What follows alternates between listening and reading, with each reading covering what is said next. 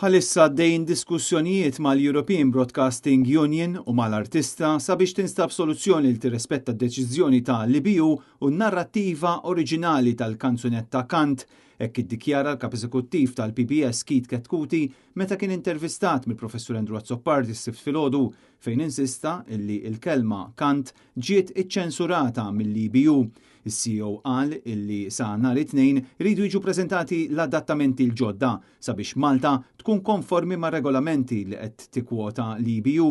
Iżda insista li l-kanzunetta se tibqa' l-istess u mhux se jinbidel xejn mill-adattament artistiku. Aħna dejjem kollu diskussjonijiet mal-IBU sal-bira stess, xejn nbidlu nibatu emails il xulxin, ġifieri għaddejjin f'diskussjonijiet kontinwi sija magħhom sija internament biex naslu għal-konklużjoni song li ħatkun aċċettata biex tipparteċipa mingħajr ma kif għattilkom jiena mingħajr ma ħanbidlu xejn mill-adattament artistiku tagħha. Ġifieri aħna qed insibu il-bilanċ kemm jista' jkun. Dan ovvjament ma jfissirx li l-PBS mhux se niddefendu l-argumenti li diġà milna mal-IBU. Ġifieri aħna ħammorru bis-song li skont li qed jgħidu nnhom ma tista' tkun aċċettata, imma aħna ħankomplu għaddejjin bl-argumenti tagħna mal-IBU u diskussjonijiet magħhom. Keith Ketkuti qal li d-deċiżjoni finali se tkun qed titħabbar lill-pubbliku.